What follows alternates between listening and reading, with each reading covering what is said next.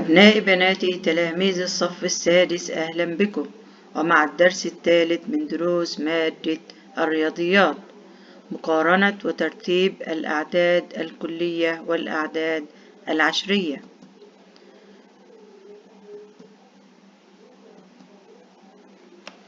حل وناقش. في عام 2023 بلغ احتياطي النفط في دولة الكويت حوالي 16 تريليون و59 مليار لتر، بينما بلغ احتياط النفط في المملكة العربية السعودية حوالي 42 تريليون و453 مليار لتر من النفط. أي الدولتين تمتلك احتياطيا نفطيا أكبر؟ لكي نقارن بين هذين العددين علينا أن نقوم أولا كما أخذنا في الصف الخامس أن نقوم أولا بعد المنازل لكل عدد، فنجد أن العدد الأول يتكون من 3 و3. العدد الأول يتكون من حلقة وحدات، حلقة ألوف، حلقة مليون، حلقة مليار، حلقة تريليون، أي 5 حلقات. 5 حلقات، كل حلقة عليها 3 منازل، 3 ب5 بكام؟ 15. العدد الأول يتكون من 14 منزلة، والعدد الثاني أيضا يتكون من 14 منزلة. كيف أو ما الذي يجب علينا أن نتبعه لكي نقارن بين هذين العددين الكبار؟ أولا علينا عد المنازل. عرفنا أن العدد الأول يتكون من 14 منزلة والعدد الثاني يتكون من 14 منزلة. ثم نبدأ بالقيمة المكانية للأرقام من ناحية اليسار إلى اليمين. عند تساوي عدد المنازل، هذه 14 منزلة وهذه 14 منزلة، علينا أن نذهب إلى اليسار ونقارن بين القيمة المكانية. فالقيمة المكانية هنا لعشرات التريليون بها 1 ب10 تريليون. أما القيمة المكانية هنا لعشرات التريليون ب40 تريليون. إذن العدد الأكبر هو العدد الذي به 4 في منزلة عشرات التريليون. إذن احتياط المملكة العربية السعودية أكبر من احتياط دولة الكويت. وهكذا عند المقارنة بين الأعداد الكلية علينا أولا أن نعد المنازل، والعدد الذي به منازل أكبر هو العدد الأكبر. أما إذا تساوى العددان في عدد المنازل فعلينا أن نتجه يسارا ونقارن بين القيمة المكانية لكل رقم في العددين. هيا بنا إلى مثال آخر. عند الترتيب أحبائي، أخذنا في الأعوام السابقة أن الترتيب التصاعدي هو ترتيب الأعداد من الأصغر إلى الأكبر، أي من المنزلة الأصغر إلى المنزلة الأكبر. أما الترتيب التنازلي بأبدأ بالأعداد الأكبر ثم إلى الأعداد الأصغر. نستخدم هذه القاعدة في درسنا اليوم عند الترتيب بين الأعداد. في هذا المثال رتب الأعداد الآتية ترتيبا تنازليا، أي نبدأ بالعدد الأكبر. علينا أن نرتب بالعدد الأكبر. أولا أمامنا 3 أعداد كلية والأعداد كبيرة، فمن السهل علينا أن نقوم بتقسيم الأعداد كما تعودنا، لأن الأعداد عند تقسيمها يساعد في الترتيب والقراءة وأيضا المقارنة. فكل عدد نقسمه إلى حلقات، نجد أن كل عدد يتكون من 5 حلقات، إذا معنا حلقة التريليون. كيف نقارن هذه الأعداد الثلاث ونبدأ ترتيبها ترتيبا تنازليا؟ أولا نبدأ من اليسار. جميع هذه الأعداد تتكون من كم منزلة؟ هذه 3 6 9 12 13. وهذه أيضا 3 6 9 12 13. هذه أيضا 13 منزلة. وهذه أيضا 3 6 9 12 13.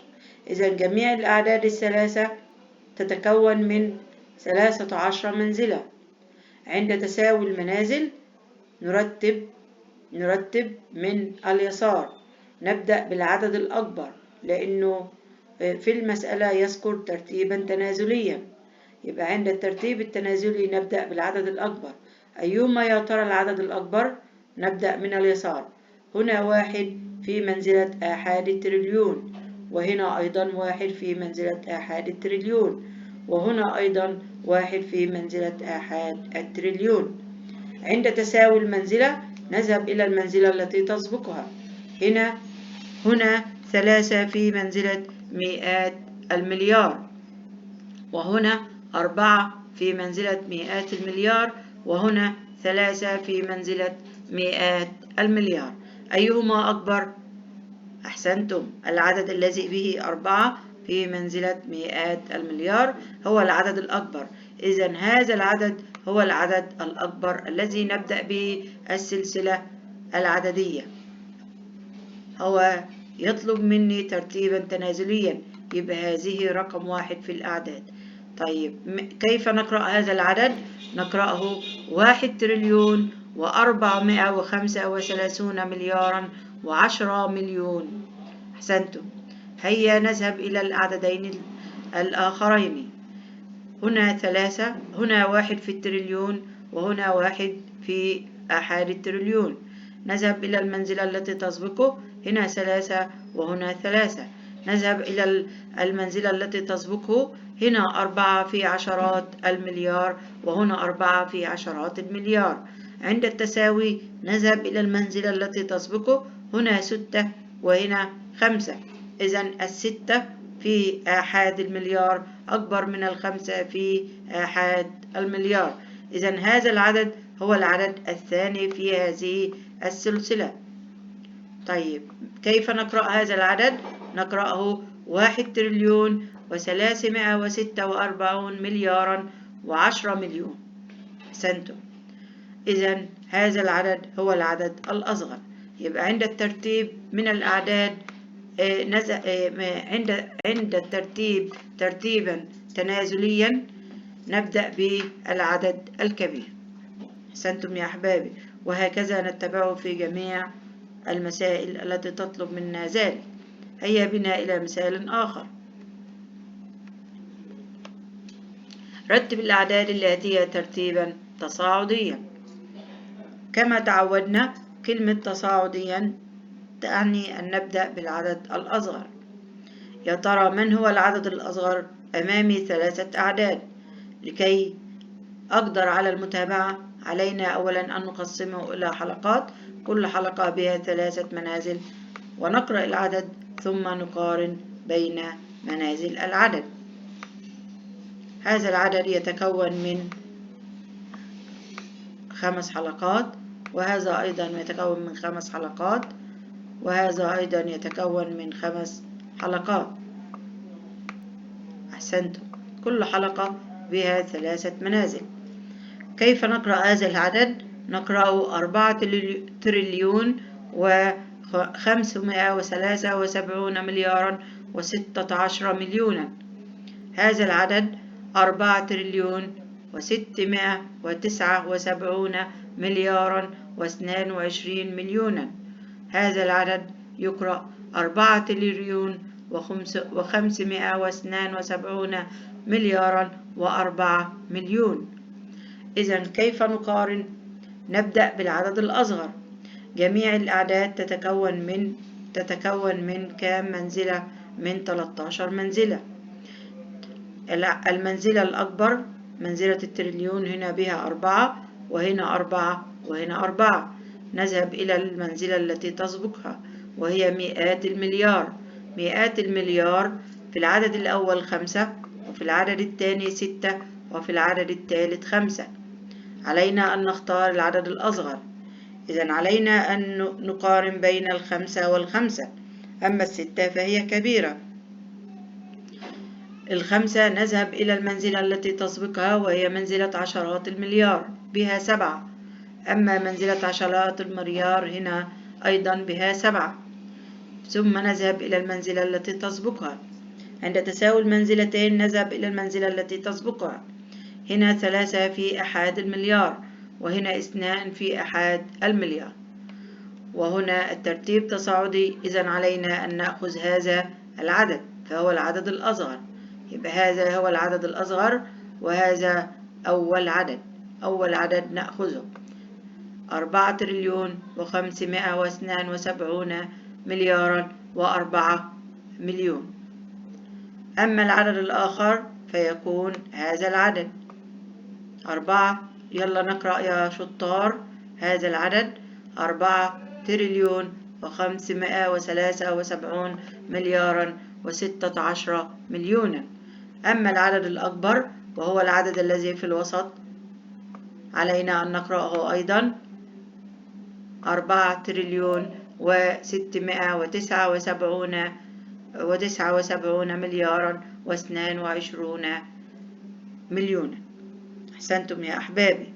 إذا تعودنا اليوم عند ترتيب الأعداد سواء كان ترتيبا تصاعديا أو ترتيبا تنازليا أن نعد المنازل ونختار بحسب المنازل الأقل، وإذا تساوت المنازل نذهب إلى المنزلة التي تسبقها.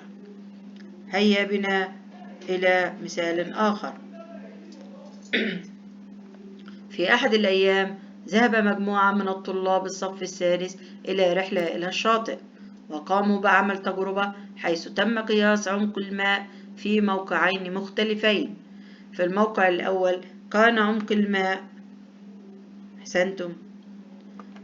438 جزءا من 1000 متر، وفي الموقع الثاني كان عمق الماء 432 جزءا من 1000 متر. أي الموقعين عمقه أكبر؟ أيهما عمقه أكبر؟ الموقع الأول أم الموقع الثاني؟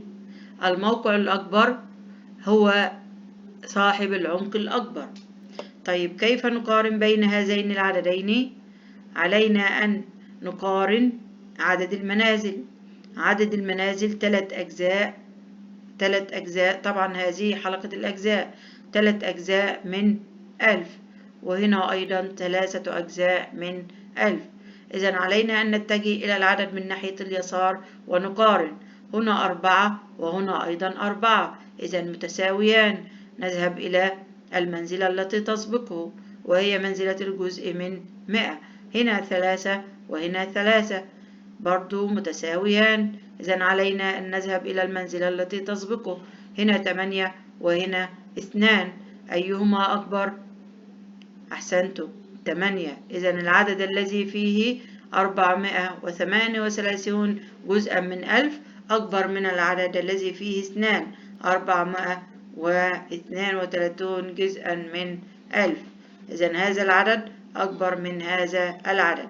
طبعا هذا كسر عشري، هذا كسر عشري. ماذا نعني بالعمق بقى الأكبر؟ العمق الأكبر هو صاحب العدد الأكبر. إذن العمق الأكبر هو الموقع الأول. والعمق يعني قياس عمق الماء، يعني تحديد المسافة العمودية من سطح الماء إلى قاع البحر أو قاع النهر. أحسنتم يا أحبابي. هيا بنا إلى مثال آخر.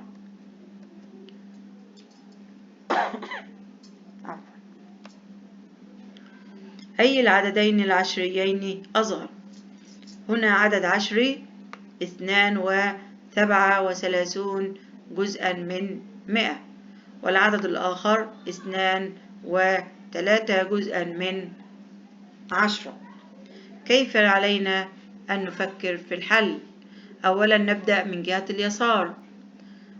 نلاحظ أن العدد جهة اليسار، أول منزلة جهة اليسار هي منزلة الآحاد بها العدد 2 والآخر به العدد 2، يعني أن العددين متساويين في منزلة الآحاد. نذهب إلى المنزلة التي تسبقه وهي منزلة الجزء من 10. هنا 3 وهنا 3 أيضا متساويان. نذهب إلى منزلة الجزء من 100. هنا 7 في العدد الأول والعدد الآخر ليس به منزلة، إذا نعرف أن مكانه صفرا ونضع الصفر، والصفر هذا لا يغير من قيمة العدد العشري، لأن الصفر في منزلة الجزء من 100 وهي لا توجد أي بها صفر. لكي نتعامل معه علينا أن نضع أصفارا، نكتب أصفارا عند الحاجة إليه. أصبح العدد 32 من 100 والعدد الأول 32 من 100. إذا العدد الذي فيه 7 من 100 أكبر من العدد الذي فيه 0 من 100. إذا العدد الأكبر هو العدد 32 جزءا من 100، وهو هنا يطلب العدد الأصغر، فالعدد الأصغر هو العدد الثاني 2.3 من 10. وهناك طريقة أخرى للمقارنة بين العددين، وهي طريقة خط الأعداد. إذا رسمنا خط الأعداد كما هو موضح بالشكل، وبدأنا بالعدد 2 وكتبنا في منزلة الجزء من 10 صفر والجزء من 100 صفر، ثم زدنا أو تخطينا كل خطوة ب10 أجزاء من 10.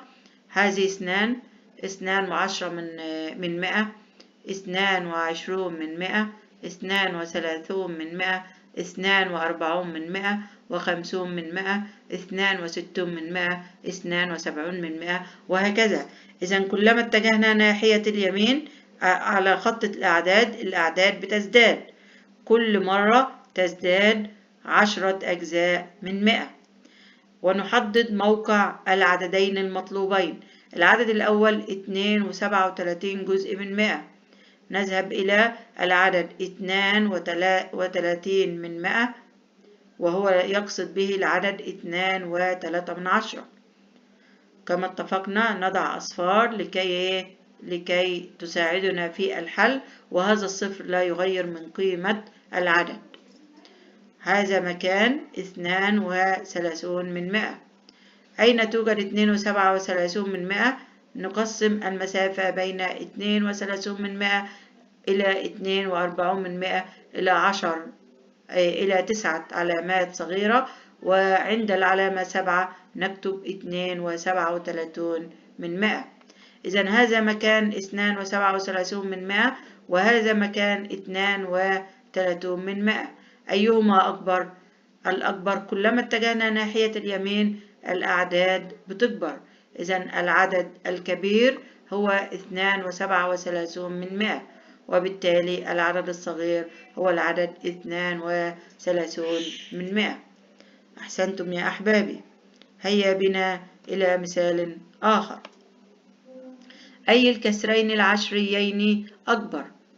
الكسر الأول 452 من 1000، والكسر الآخر 459 من 1000. كما تعودنا عند المقارنة أو الاختيار أيهما أكبر، علينا أن نعد المنازل العشرية. هنا 3 منازل في الأجزاء من 1000، وهنا 3 منازل في الأجزاء من 1000. إذا علينا أن نتجه ناحية اليسار، وأكبر عدد عندي هو منزلة الجزء من 10 بها 4 في العدد الأول وبها 4 في العدد الثاني. إذا العددان متساويان في هذه المنزلة. نذهب إلى المنزلة التي تسبقه، يوجد بها 5 في الجزء من 100، وهنا أيضا 5 في الجزء من 100. نذهب إلى المنزلة التي تسبقه. عند تساوي المنزلتين نذهب للمنزلة التي تسبقه. هنا 2 في الجزء من 1000 وهنا 9 في الجزء من 1000. أيهما أكبر؟ 2 من 1000 أم 9 من 1000؟ إذا العدد 9 من 1000 هو الأكبر. إذا العدد الذي فيه 9 من 1000 أكبر من العدد الذي فيه 2 من 1000.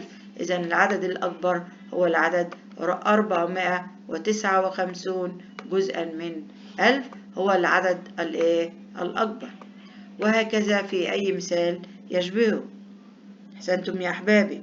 هيا بنا إلى مثال آخر. رتب الكسور العشرية الآتية ترتيبا تصاعديا. كما اتفقنا من سابق أن الترتيب التصاعدي يعني ترتيب الأعداد بداية من العدد الأصغر. نقرأ هذه الأعداد.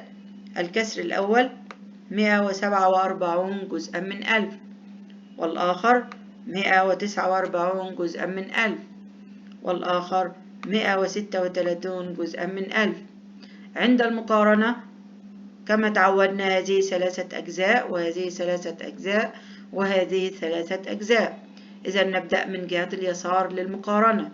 جهة اليسار الجزء من 10 به 1، وهذا أيضا 1، وهذا أيضا 1 متساويان. نذهب إلى المنزلة التي تسبقه. هنا 4 وهنا 4 وهنا 3. أيهما أصغر؟ العدد الذي به 3 في منزلة الجزء من 100. إذن هذا العدد هو العدد الأصغر. 136 هو أصغر الأعداد، لأنه يقول لي رتب ترتيب تصاعدي. بهذا بداية السلسلة. طيب نذهب إلى العددين الآخرين. عند تساوي المنزلتين دول نذهب إلى المنزلة التي تسبقه، وهي منزلة الجزء من 1000. هنا يوجد 7 وهنا يوجد 9، والسبعة أصغر من التسعة. إذن هذا العدد الذي فيه 7 اللي هو 147 جزءا من 1000 أصغر من العدد الذي فيه 149 جزءا من 1000. يبقى هذا الرقم الثاني أو العدد الثاني، وهذا العدد الثالث، وهكذا. يبقى دائما نبدأ من اليسار ونقارن بين القيم المكانية للأرقام التي لها نفس المنزلة. أحسنتم. هيا بنا إلى مثال آخر. رتب الأعداد العشرية الآتية.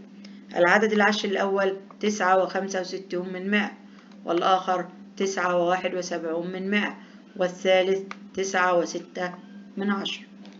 علينا أيضا كما تعودنا عند المقارنة أن نساوي الأجزاء العشرية.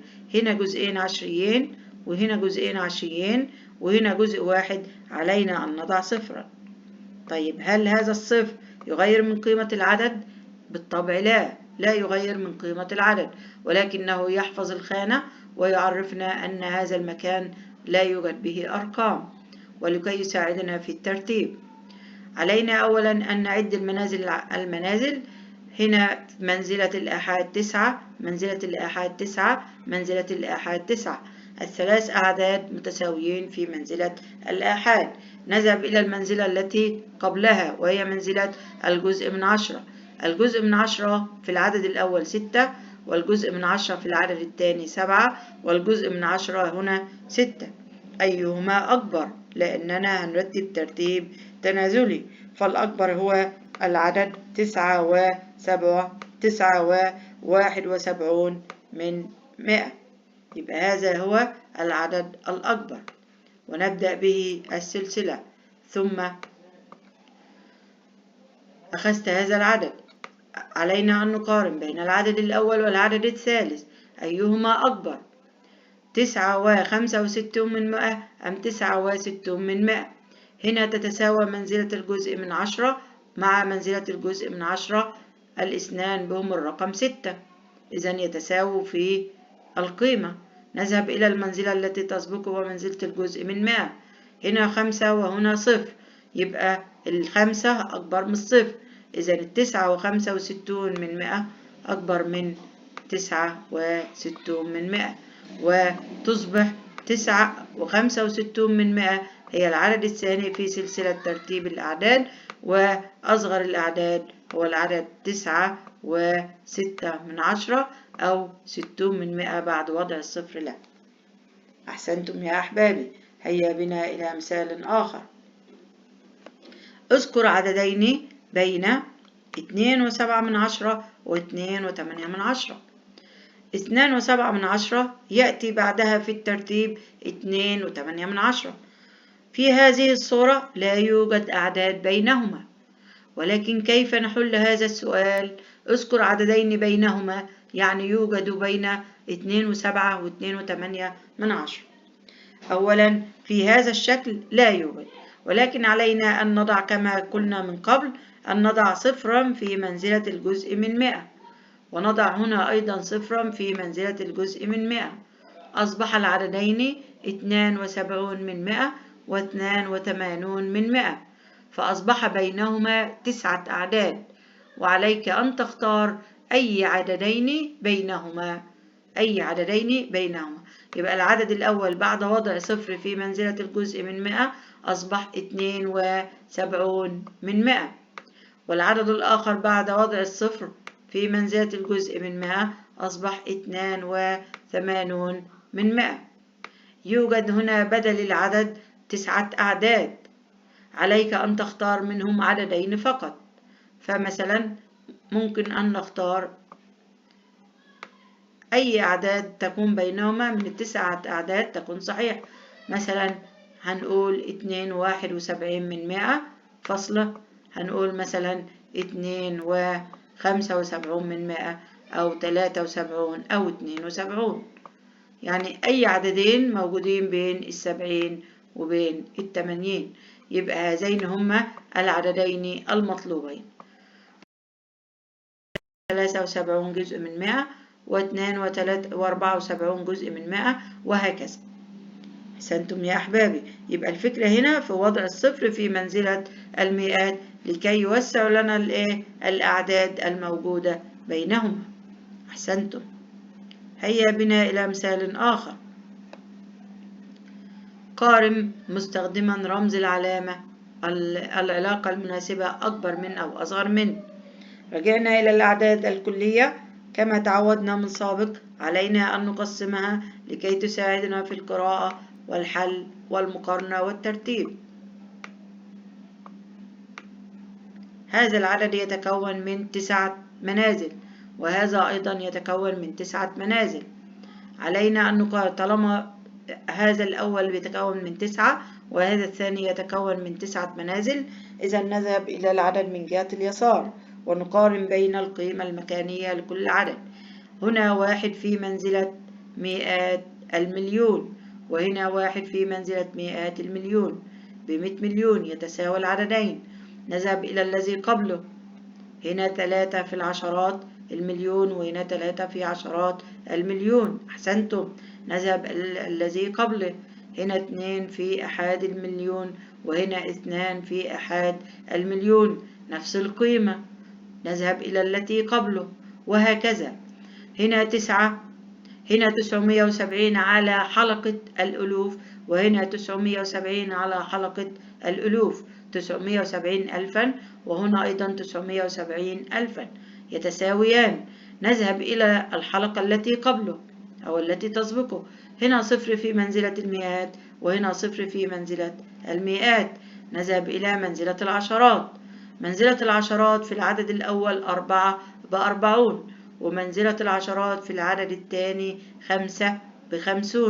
إذن 40 أصغر من 50، إذن العدد الذي به 40 أصغر من العدد الذي به 50. ودائما العلامة تتجه ناحية الكبير، العلامة تفتح ناحية الكبير. كيف نقرأ هذا العدد؟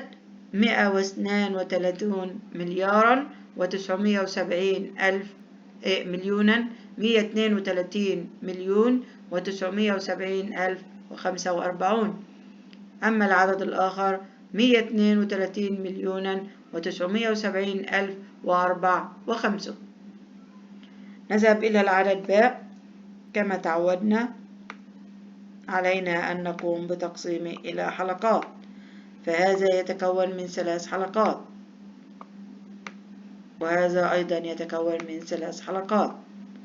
الحلقة حلقة المليون عليها 900 وحلقة المليون عليها 900، أي 900 مليون وهنا 900 مليون يتساويان.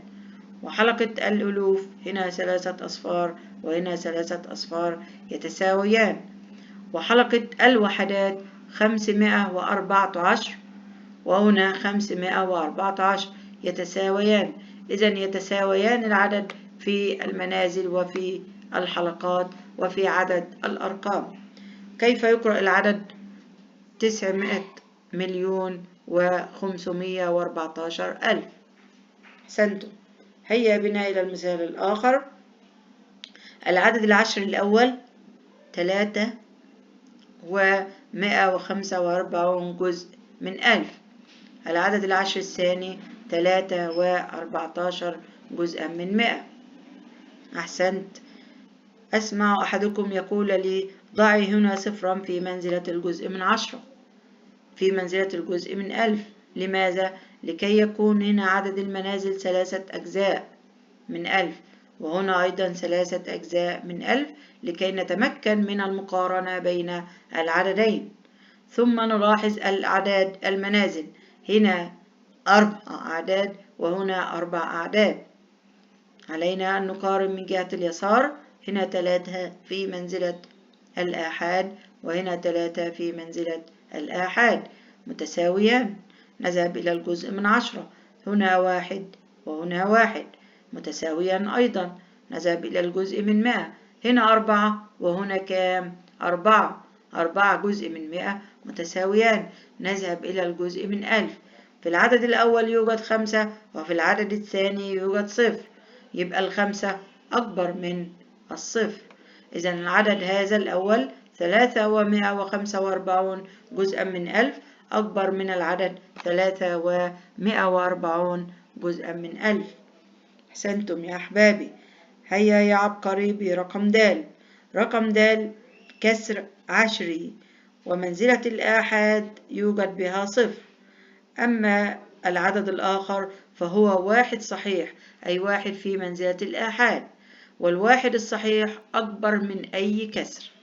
الواحد الصحيح أكبر من أي كسر، فهو في منزلة أعلى، هو منزلة الآحاد. أما هنا منزلة الآحاد فيوجد فيها 0، إذن الواحد أكبر من 99 جزءا من 100.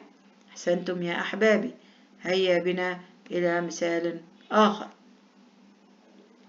اكتب عددين بين كل زوج من الأزواج الأعداد الآتية: 2 والعدد الآخر 3. في هذا الشكل لا يوجد أعداد. عند العد نقول 2 ثم العدد الذي يليه 3، فلا يوجد بالطبع أعداد بينهما. ولكن إذا غيرنا من شكل العدد 2 بدون ما نغير من قيمته، يعني هذا العدد 2 نضع مكانه علامة عشرية، أمامه علامة عشرية وصفر جزء من 10. هل غيرنا من قيمته؟ بالطبع لا، هو يساوي العدد 2. إذن العدد 2 وصفر من 10، وهذا العدد الآخر أيضا 3 وصفر من 10. اكتب بقى عندك 9 أعداد يوجد بين العدد 2 وصفر من 10، أي 2 و3 لا يوجد بينهما أعداد وهما في الصورة الصحيحة. أما إذا غيرناهم إلى أعداد عشرية فيوجد هناك 9 أعداد عشرية بين العدد 2 وصفر من 10 و3 وصفر من 10. أول هذه الأعداد هو العدد 2 و1 من 10، وهكذا 2 و2 من 10، 2 و3 من 10، 2 و4 من 10، 2 و5 من 10، وهكذا إلى أكبر الأعداد التي توجد بينهما هو 2 و9 من 10. يبقى أصغر الأعداد هو 2 و1 من 10، وأكبر الأعداد هو 2 و9 من 10. أيضا المثال الآخر 9 و9 و8 من 10، فهذا عدد صحيح وهذا عدد عشري. علينا أن نجعل العدد الصحيح عدد عشري، أي نضع أمامه علامة عشرية وصفر، وبهذا الشكل لا نغير من قيمته، فقيمته تساوي 9. يبقى 9 وصفر من 10 تساوي القيمة 9، ولكن غيرت من شكله لكي أقدر أن أأتي بالأعداد بينهما. 9 وصفر من 10، ما العدد الذي يليه؟ أحسنت، هو 9 و1 من 10، و9 و2 من 10، و9 و3 من 10، وهكذا إلى أن نصل إلى 9 و7 من 10 قبل العدد 9 و8 من 10. وبهذا الشكل أيضا نحل رقم ج ورقم د. رقم ج العدد الأول 5 و81 من 100، والعدد الثاني 5 و89 من 100. هذين المنزلتين متساويتين، هنا منزلتين من 100 وهنا منزلة أجزاء من 100 أيضا. فنعد على طول بعد 5.81. أحسنت، أسمع أحدكم يقول لي 5.82، والآخر يقول 5.83، وهكذا. يوجد أكثر من عدد هو، لكنه يريد عددين فقط. العدد الآخر، المثال الآخر 34.82، والعدد الآخر 34.9. أحسنت، أجد أحدكم يقول لي أن 9 نزيد أمامها صفر في منزلة الجزء من 100، لا تغير من قيمتها ولكن تغير من شكلها. أصبحت 90 جزء من 100، وهذه 82 جزء من 100، وال34 ثابتة. ما الأعداد التي بين 82 و90؟ أحسنتم، أول عدد بعد 34 و82 جزء من 100 هي 34 و83 جزء من 100، وهكذا نكمل عد إلى أن نصل إلى 34 و89 جزءا من 100. عليك أن تختار أي عددين موجودين في هذه المسافة، وهكذا يا أحبابي. هيا بنا إلى مثال آخر. رتب الأعداد الآتية ترتيبا تصاعديا. عند ترتيب الأعداد الكلية علينا كما تعودنا من قبل أن نقسمها إلى حلقات لكي نقدر أن نتعامل معها. فهذا العدد يتكون من 3 تريليون و4 مليار، والعدد الآخر نقسمه أيضا إلى حلقات، كل حلقة بها 3 منازل. فهذا العدد 3 تريليون و4 مليون. أما العدد الثالث أيضا علينا تقسيمه إلى حلقات، كل حلقة بها 3 منازل. نجد أنه أقل في عدد الحلقات، فهذه يتكون من 5 حلقات، والعدد الآخر يتكون أيضا من 5 حلقات. أما العدد الثالث يتكون من 4 حلقات. به العدد 9 مليار، والمليار هو 1 وأمامه 9 أصفار، وهذا 9 مليار. أيهما أصغر؟ لماذا الأصغر؟ لأنه يقول ترتيبا تصاعديا، نبدأ بالعدد الأصغر. أيهما أصغر؟ هذا هو العدد الأصغر. لماذا اخترت هذا؟ لأنه يتكون من 4 حلقات فقط، أصغر من ال5 حلقات ومن ال5 حلقات الأخرى. فهذا به 9 في حلقة المليار، 9 في حلقة المليار. أما هذا حلقة زيادة وهي 3 تريليون، وهذا أيضا 3 تريليون. عند تساوي 3 تريليون و3 تريليون نذهب إلى الحلقة التي قبله. في حلقة المليار يوجد هنا 4 ويوجد هنا 0، يبقى اللي يوجد فيه 4 أكبر من اللي يوجد فيه 0. إذن هذا العدد هو الأصغر. يبقى هذا هو ترتيب الأعداد، وهذا هو أكبر الأعداد الثلاثة. نقرأ الأعداد الثلاثة لكي نتأكد. هنا 9 مليار، أما هنا 3 تريليون و4 مليون، أما هذا العدد 3 تريليون و4 مليار، وهو أكبر الأعداد. في الأعداد التي بالأسفل يوجد أعداد صحيحة زي العدد 2، ويوجد كسر عشري زي العدد 15 من 100، ويوجد عدد عشري زي العدد 1.5 من 10، وعلينا أن نقوم بترتيبها من الأصغر إلى الأكبر. كما تعودنا علينا أن نساوي الأجزاء العشرية، والمساواة تكون في الأجزاء العشرية فقط ولا تكون في الأعداد الصحيحة. يعني ما ينفعش لو عندي عدد مكون من رقمين أقول هنا عدد مكون من رقم واحد أزود له هنا أصفار؟ لا طبعا، المساوة الأصفار بتكون في الأجزاء العشرية لكي نقدر على ترتيبها. فهنا جزئين عشريين جزء من 100، وهنا جزء واحد علينا أن نضع له صفرا ليكون هو الآخر جزء من 100، وهنا أيضا نضع له صفرا ليكون 50 جزء من 100، وهنا 15 جزء من 100، وهنا 2 صحيحة نغير من شكلها ولا نغير من قيمتها، نضع لها العلامة العشرية ونضع أمامها 0 جزء من 100. هيا بنا نذهب إلى الترتيب من الأصغر لأنه يريد ترتيبا تصاعديا. ما هذه الأعداد الأصغر؟ نبدأ بجهة اليسار. جهة اليسار هنا العدد الصحيح 2، هنا 0 اللي هي منزلة الآحاد، وهنا 1 وهنا 2 وهنا 0. نختار الأعداد الصغيرة، إما الصفر هذا أو الصفر هذا، أيهما أصغر؟ نذهب إلى المنزلة التي قبله وهي منزلة الجزء من 10. الجزء من 10 هنا 0 والجزء من 10 هنا 1. إذا أصغر هذه الأعداد هو اللي فيه الصفر. يبقى أصغر هذه الأعداد هو الكسر العشري 3 أجزاء من 100، وهذا هو أصغر هذه الأعداد. أخذت هذا العدد اعمل عليه خط لكي لا تفكر به. ثم العدد الأصغر الذي بعده وهو 15 جزء من 100. أحسنتم.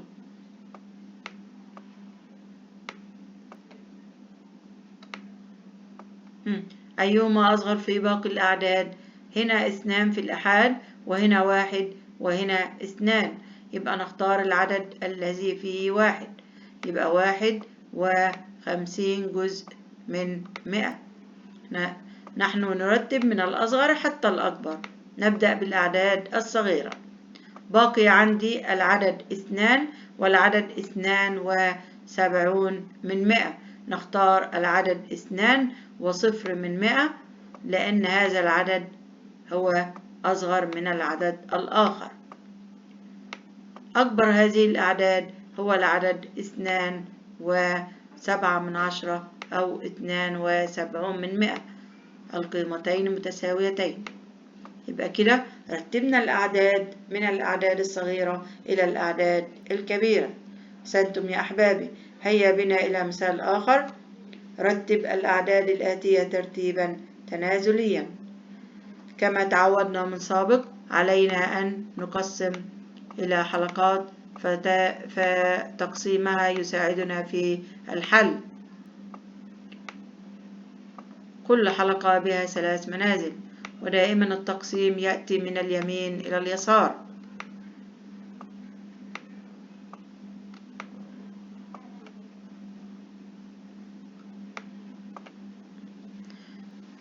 كم حلقة يتكون منها هذا العدد؟ يتكون من 5 حلقات، وهذا يتكون من 4 حلقات، وهذا يتكون من 5 حلقات. إذا عند الترتيب التنازلي نبدأ بالعدد الأكبر. يبقى العدد الأكبر اللي هيكون فيه 5 حلقات. عليك أن تقارن بين العدد الأول هذا والعدد الآخر، لأنهم يتكونوا من 5 حلقات، أي حلقة التريليون. هنا يوجد بها 4 تريليون وهنا 4 تريليون. نذهب إلى حلقة المليارات في العددين.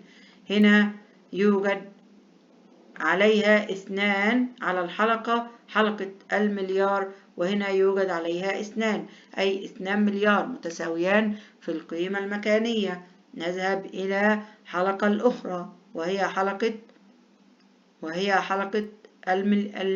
المليون. حلقة المليون هنا بها 80 وحلقة المليون هنا بها 800. أيهما أكبر؟ أحسنت. فالعدد الذي به 800 في المليون أي 800 مليون. أما هذا ف80 مليونا، ف800 مليون أكبر من 80 مليونا، وبالتالي هذا العدد هو الأكبر. 4 تريليون و2 مليار و800 مليون و378 ألفا، وهذا يكون العدد الثاني. أما العدد الأصغر فهو العدد الذي يتكون من 4 حلقات فقط. طيب علينا أن نقرأه، هذا هو أصغر الأعداد الثلاث. علينا أن نقرأه. أحسنتم. 400 مليار و670 مليونا و911 ألفا. نذهب إلى العدد الآخر. 7,505,321 جزءا من 10,000. وهذا العدد الآخر والآخر والآخر. علينا أن نلاحظ أن هذه 4 منازل عشرية، لكن هذه 3 وهذه 3 وهذه 3. نضع بكل واحد منهم صفرا في الأمام، لا يغير من قيمة العدد ولكن يغير من شكله لكي نقدر أن نرتبه ترتيبا تنازليا. نبدأ بالعدد من اليسار. هنا 7 في الأحاد، 7 في الأحاد، 7 في الأحاد، 7 في الأحاد، كلهم متساويين في منزلة الأحاد. نذهب إلى منزلة الجزء من 10. هنا 5 وهنا 5 وهنا 9 وهنا 2. نبدأ بالعدد الأكبر وهو العدد الذي فيه 9 في منزلة الجزء من إيه؟ أحسنت، جزء من 10. أما التي تليها يا عبقري فهي 5. طب أي 5 فيهم؟ هل 5 هذه أم هذه؟ نذهب إلى المنزلة التي تسبقها، الجزء من 100. هنا 3 وهنا 2، يبقى 3 أكبر من 2، يبقى هذا الرقم الثاني وهذا الرقم الثالث. وأصغر هذه الأعداد هو العدد الذي به منزلة الجزء من 10 يوجد بها 2، يبقى هذا هو العدد الرابع. أحسنتم يا أحبابي. هيا بنا إلى مثال آخر. في أي زوج من الأزواج الأعداد الآتية يكون العدد 2 و25 جزءا من 100 أكبر من العدد الأول وأصغر من العدد الثاني؟ هذا العدد يحتاج ملاحظة فقط. فهذا العدد 2 و25 جزءا من 100 أكبر من مين؟ عندي عددين، هذا العدد يكون أكبر من الأول وأصغر من الثاني. 2 و25 جزءا من 100. ما العدد الأول هنا؟ 5. هل 2 و25 أكبر من 5؟ بالطبع لا، يبقى هذا الاختيار ليس معنا. نذهب إلى الاختيار الآخر. هل 2 و25 جزء من 100 أكبر من 1؟ نعم، أكبر من 1. طب هل أصغر من 2 و65 جزءا من 1000؟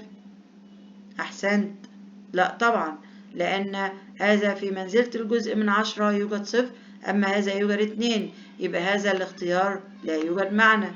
إذا الإجابة إما ج أو د. نذهب إلى العدد ج. هل العدد هذا 2 و25 جزء من 100 أكبر من 2؟ نعم، هذا الشرط الأول. طب هل أقل من العدد الثاني 2 و75 جزءا من 100؟ نعم أيضا، يبقى إذن الإجابة الصحيحة هي رقم ج.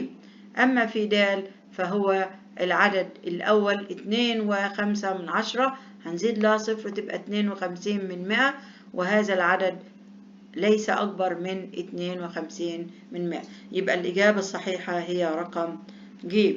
أحسنتم يا أحبابي. كان هذا درسنا لهذا اليوم. شكرا لكم على حسن استماعكم، والسلام عليكم ورحمة الله وبركاته.